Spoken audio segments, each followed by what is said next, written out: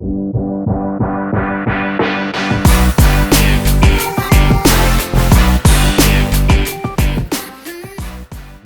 to the pilot episode of Bedlam Buds. My name is Ryan Welton, Boomer Sooner, and this is my good friend, best friend from way back, the man who officiated my wedding, Jeremy Cook. Go Pokes. So, Jeremy, the idea for Bedlam Buds. We picked a good day to start this, kind of a crazy news day. And the truth is that the fact that you're an Oklahoma State fan and the fact that I'm an Oklahoma fan has never gotten between us.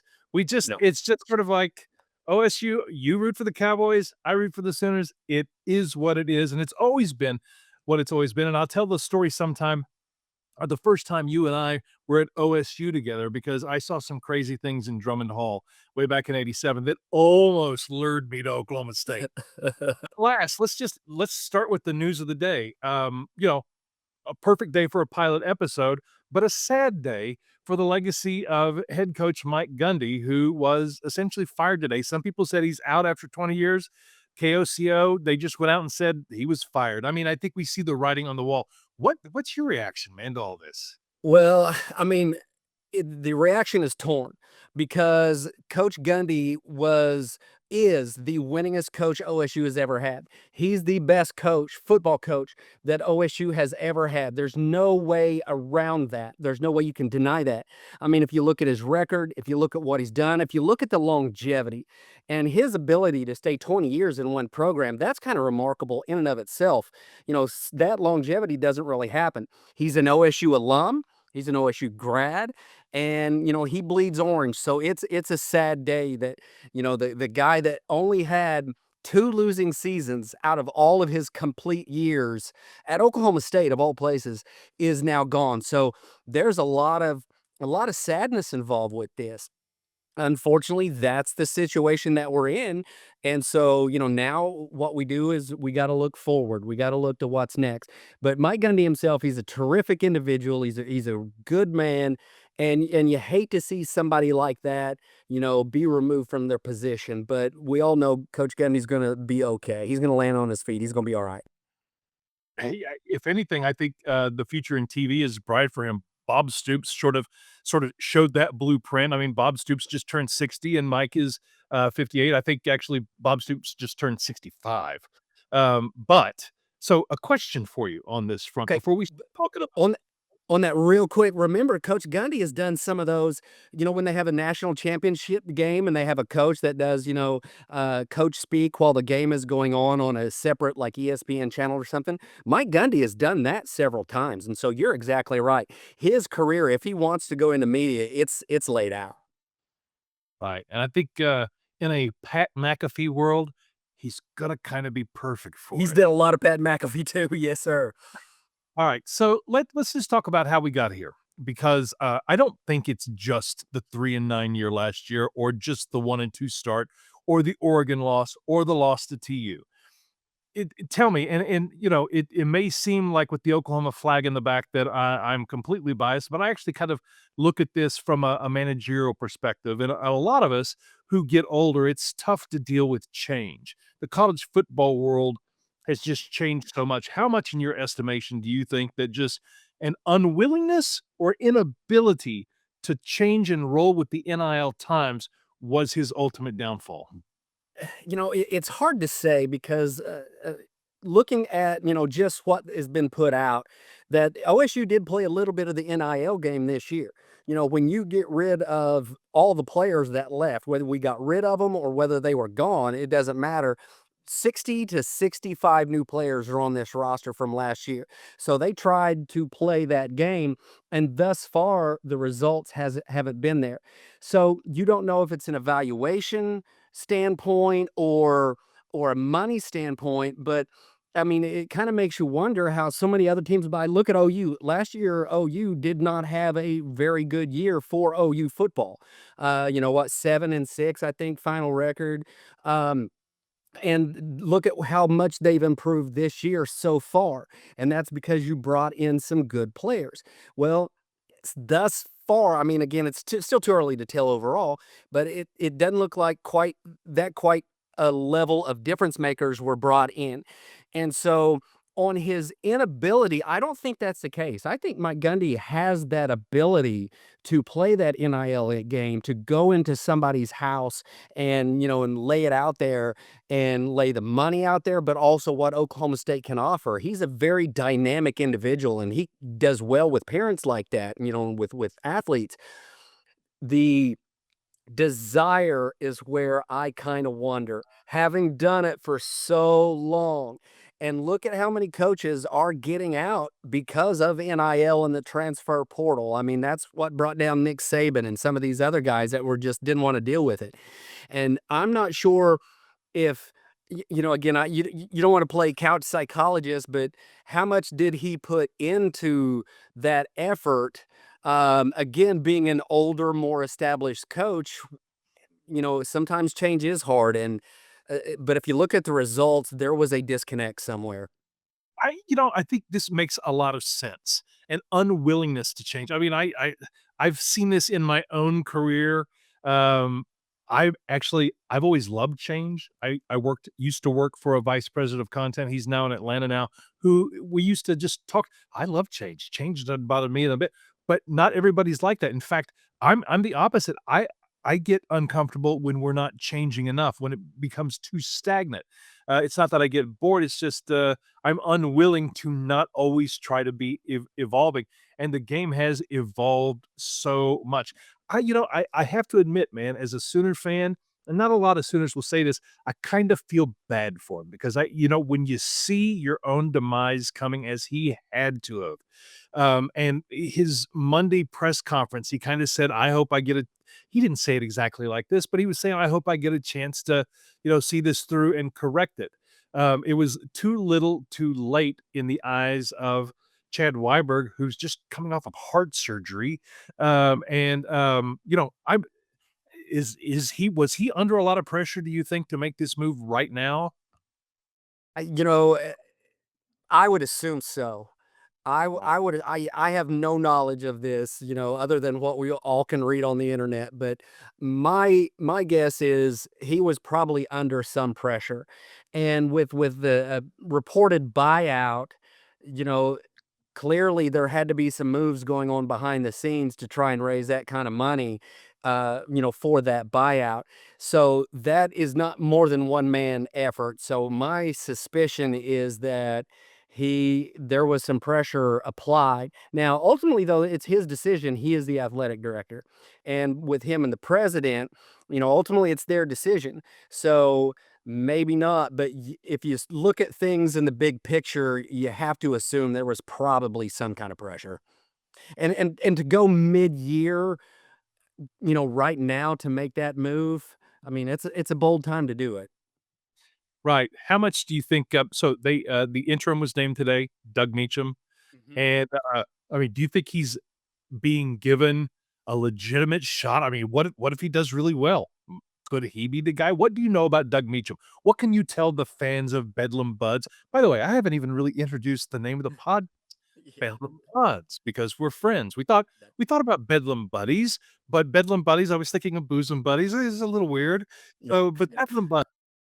Well, and we're buds, and we've always been buds, since day one, despite your clearly poor choice in sports teams, including professional soccer.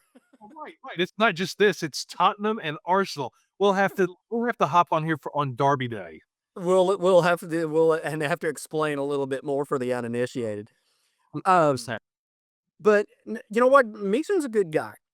He's an OSU guy, and he's an offensive mind, and and OSU is known for putting up points, and so that's something that we would like to get back to. Oklahoma State would like, I say we because I'm an Oklahoma State guy. I hope that's okay. Oklahoma State would like to get back. I'm a homer. Would like to get back to that. However, he doesn't have any or a lot of that type of head coaching experience. So, is it an actual audition? I hope so. I hope it is because that gives him more motivation to do well. That gives him more motivation, to stay in the office all night to try and figure some things out.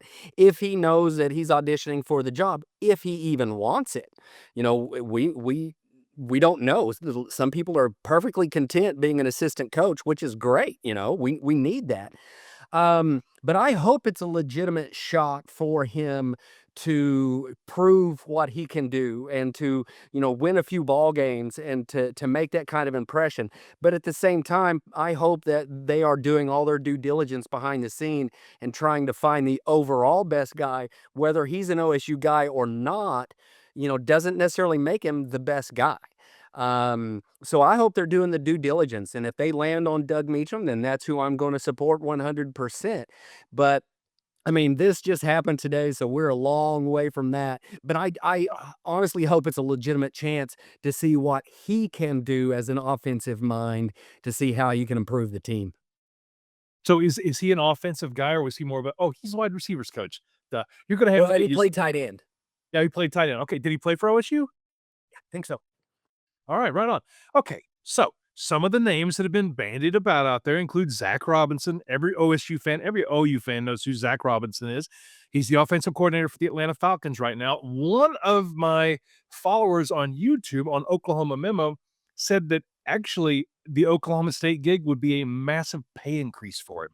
Massive. Like people were saying that he wouldn't go from the NFL to OSU. First off, another person said he loves Stillwater, not just the college, but loves the town. I think it's a big deal. You need to. I Stillwater's awesome. I was there this summer.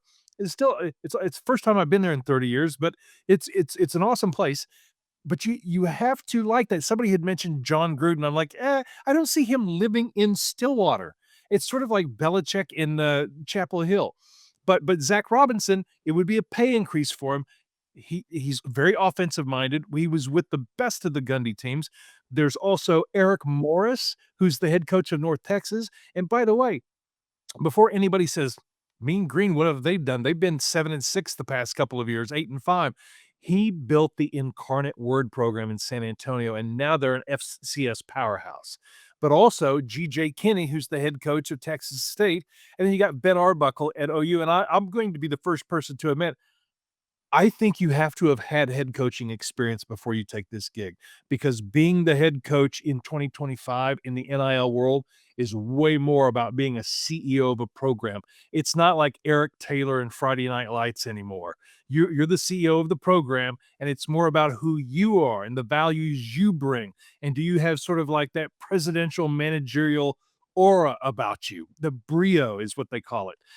So I don't know about him, but this Eric Morris, GJ Kinney, and Zach Robinson. Somebody mentioned Rashawn Woods. So are there any other, I mean, what do you think about those names and about other possible former Cowboys from the past who might be a good fit, like Gundy was 20 years ago? Well, on Rashawn, I would love to have him as a position coach, not as a head coach yet. He doesn't have that kind of gravitas. He doesn't have that kind of experience yet. Now, maybe he'll get there. Zach Robinson is a very intriguing name. And yes, that's the name that OSU fans are absolutely throwing around out there, just like everything. I mean, they're banding about like nobody's business. And my concern there is, does he want a college job? You have to want a college job, certainly in Stillwater, which is a college town, like you mentioned. It's not a metropolitan area, it's a college town, which is great if you do like that. And Robinson did like that, but does he want to be an NFL head coach? And if you want to be an NFL head coach, if you step out now, that opportunity might not arise again.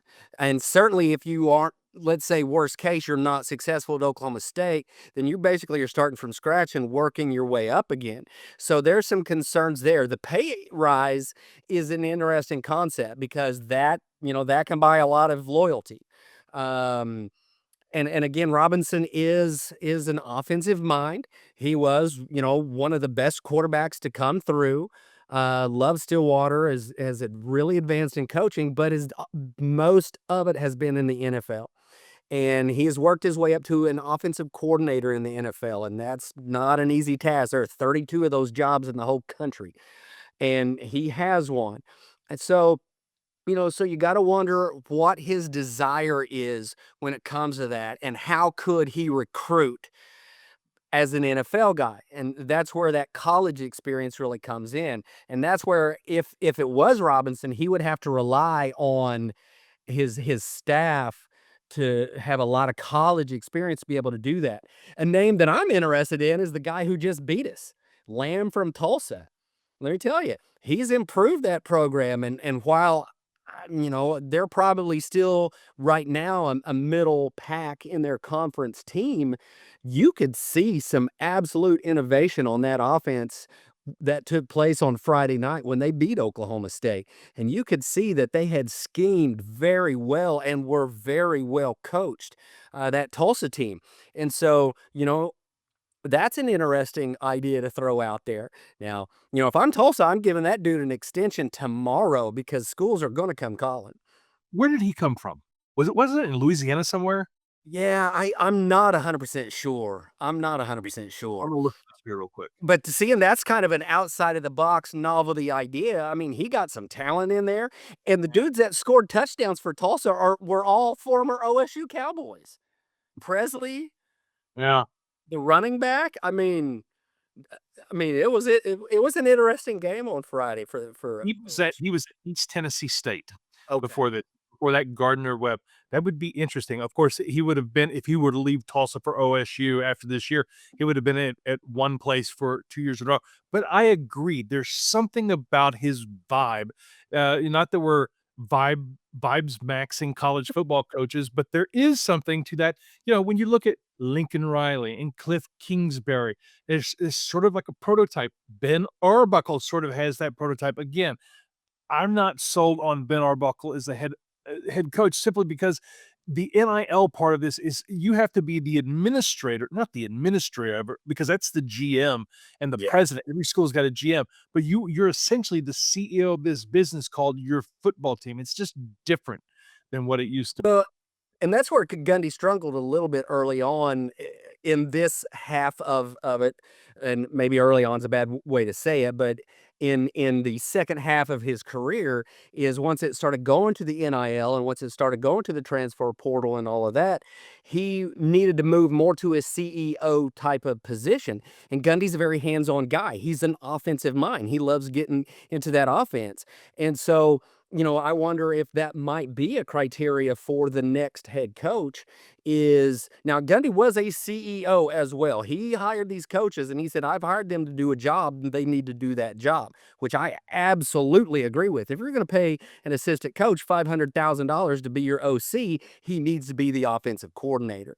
And so, yeah, it depends on what the powers that be are looking for. Do they want a hands-on head coach, or do they want more of that CEO distribute out the job tasks and just make sure that everything is running well while doing the PR and talking to the parents and talking to that next round of possible Cowboys?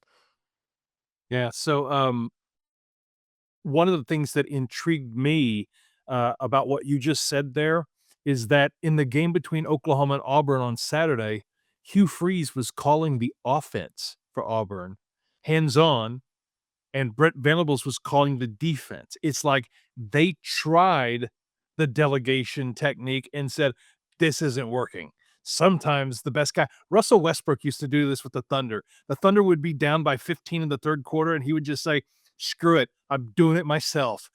If I have to do it myself, I will do it myself."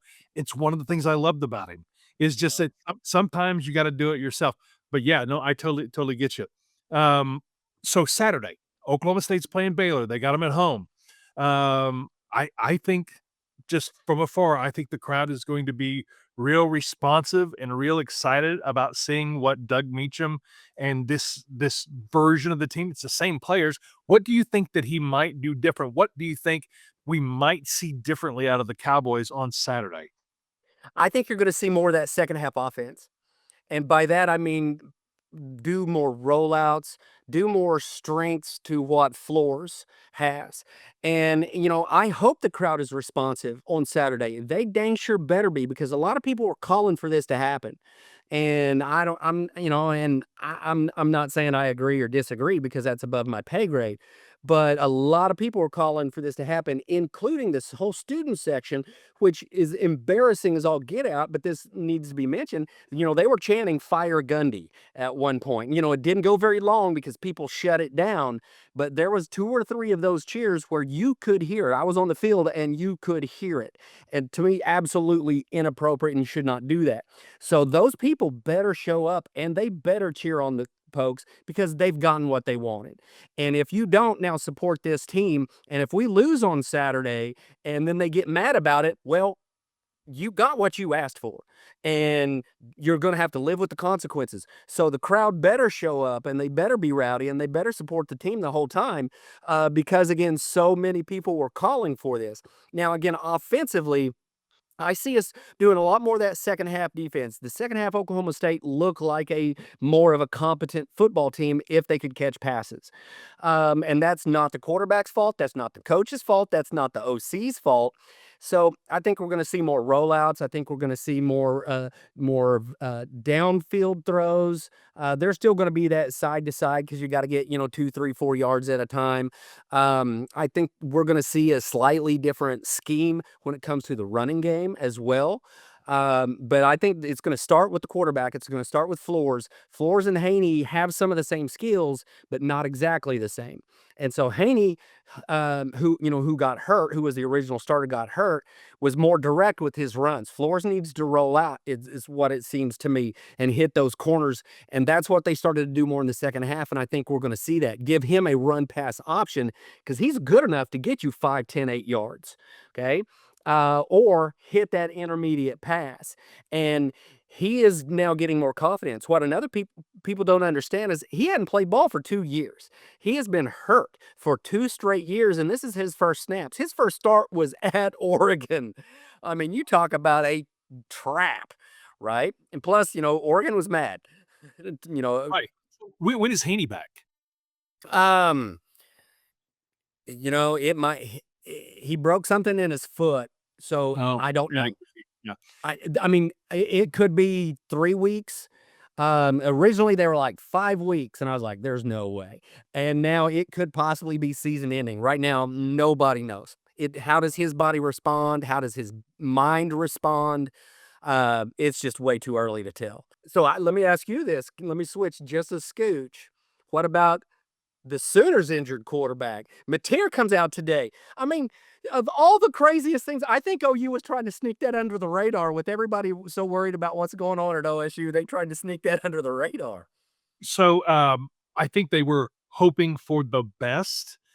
Now, I was actually going to, say, I said, "Well, guess what, OU will be trotting out this weekend? Nothing, they're off, but then the week after against Texas is gonna be Michael Hawkins Jr." I like Michael Hawkins Jr., but this Mateer news, is disturbing to say the least for a team that could not keep its injuries, to a reasonable amount last year.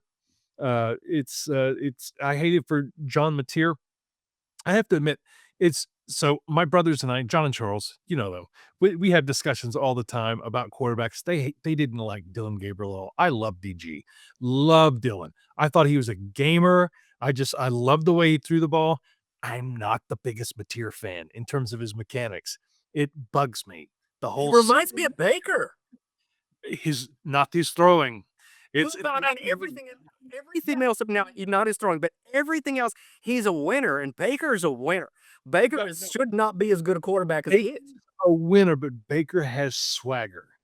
Baker has Johnny Manziel like swagger with Johnny Manziel times 100 ability.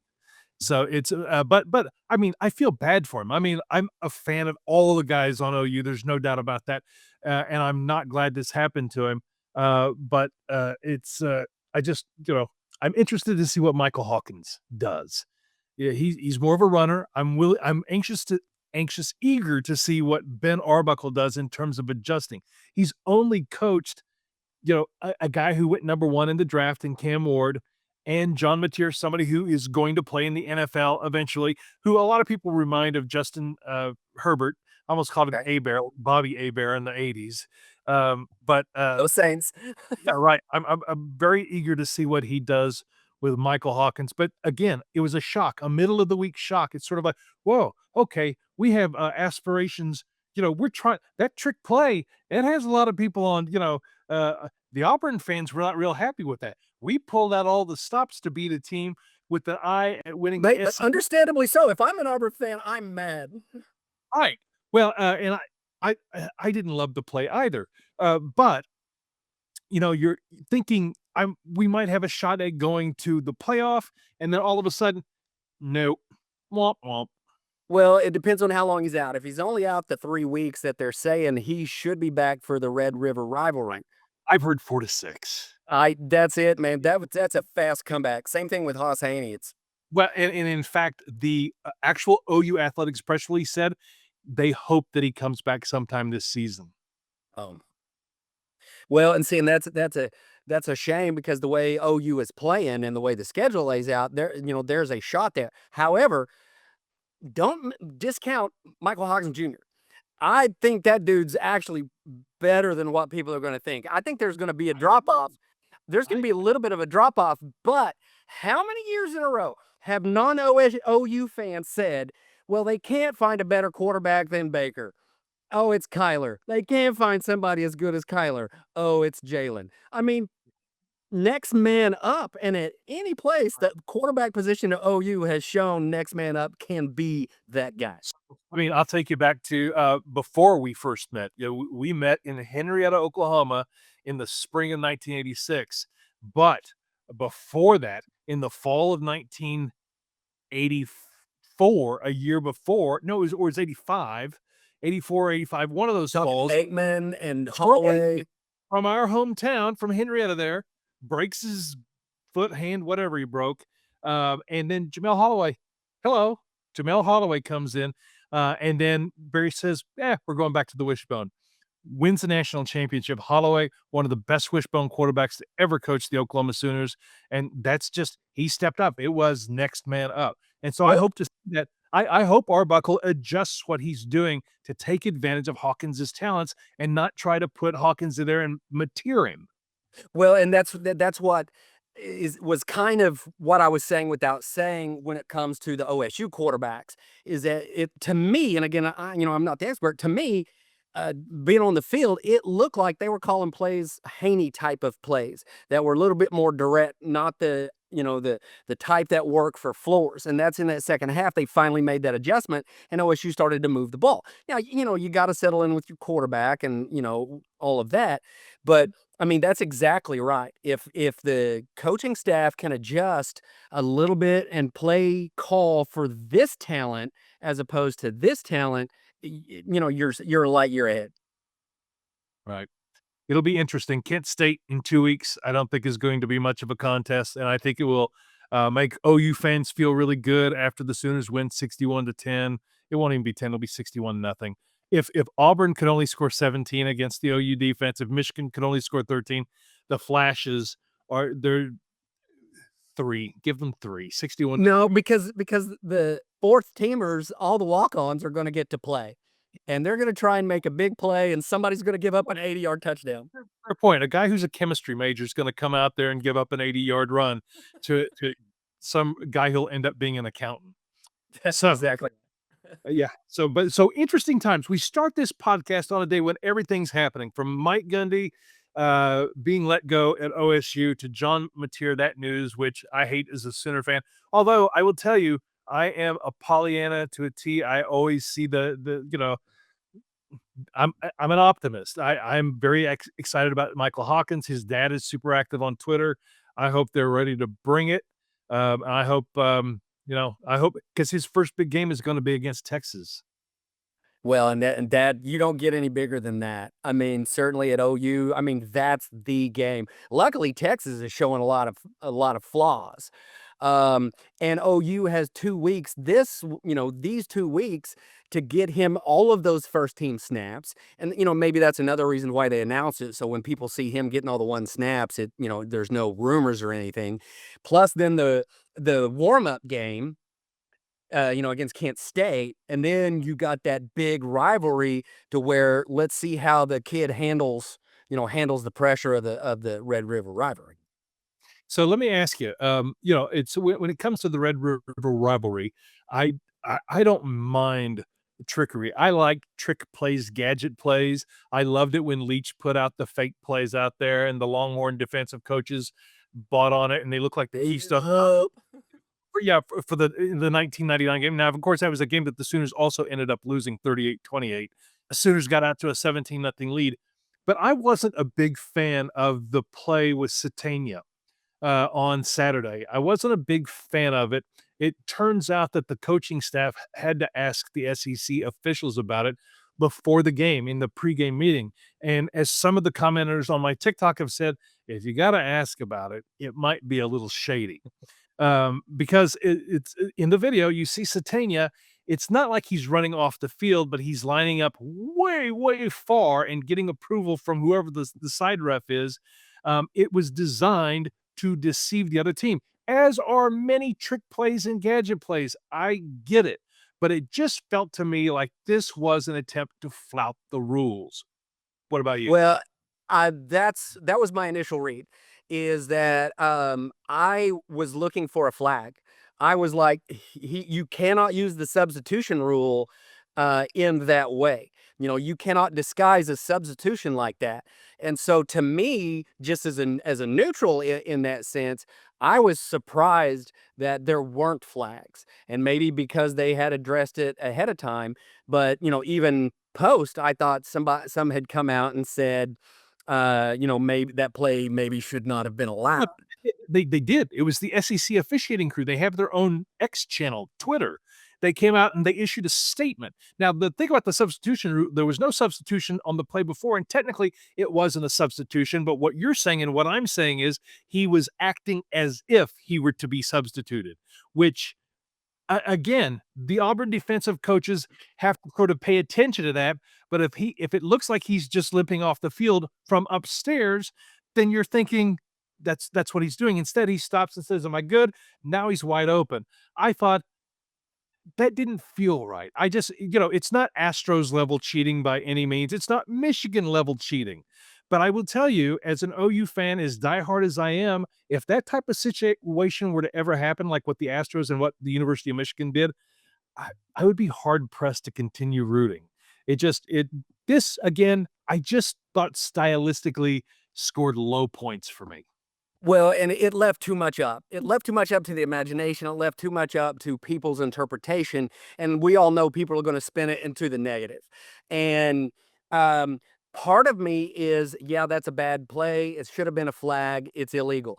But the other part of me is, don't leave it up to the referees. If I'm an Auburn coach, I should be embarrassed that I let that dude run wild, even though it looked like he was going off. I need to send a safety over there or something to make sure that that doesn't happen. I should not assume anything within those stripes is going to be called. They could call the hold every play and they pick and choose when they do so. So you just got to play it as it is.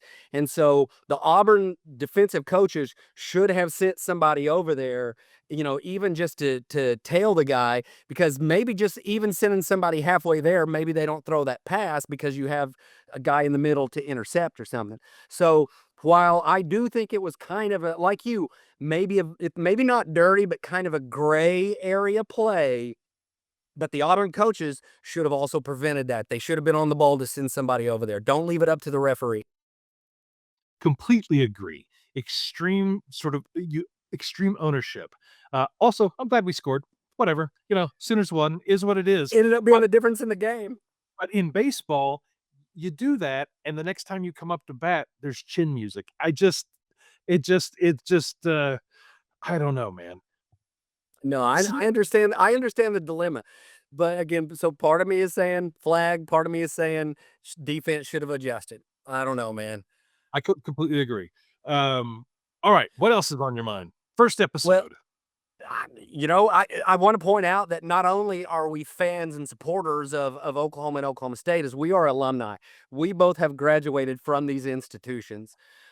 So we have skin in the game.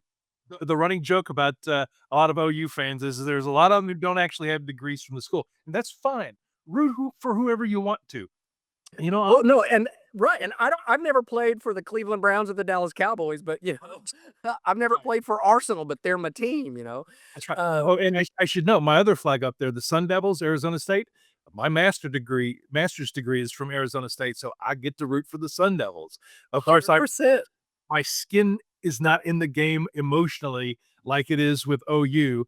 Believe me, I cussed a lot during the fourth quarter of the Auburn game. It was all positive cussing at the end, if cussing can be positive, but no, it was good. That's what it's for, is you gotta get it out of your system, man. I appreciate that. I understand. I did quite a bit of that under my breath on Friday night as well. And the problem is I'm not, I'm disappointed and sad. I'm never mad. Even if a player drops a ball or something, I know they didn't do that on purpose. I know that they're trying.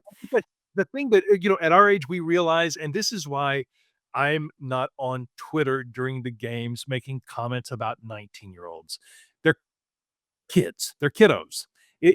Satania, Mateer, all these guys, they're young men, but they're also kids. Mistakes are going to happen. Whatever it might be, drop passes, a missed field goal kick. I have a rule. I always root for the kicker unless it's a final kick against OU. That's such a tough position to be in. But that is what it is. We hope for the best for everybody who's out there. Right, absolutely, and both teams, you're right. If the Baylor kicker misses one on Saturday and it makes Oklahoma State win, I'm going to be happy. I'm going to feel badly for that kid, because I have kids that age. I'm going to feel badly for that kid, but I'm still going to be really dang happy Oklahoma State won the ball game.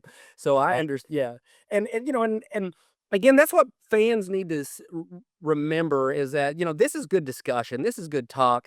It's you know, you shouldn't take it quite so personally. Just because a kid dropped a pass and maybe made you lose the ball game, they didn't go, "Screw you, Jim, in row, 17. I'm going to drop the ball, so you lose your bet." No, they want to win more than anybody. And so we have to, we can complain about the overall picture, but I'm never going to go, dang floors lost us the game. No, absolutely not. There are 80 dudes that step on that field at one time, and there are 80 coaches that are also responsible.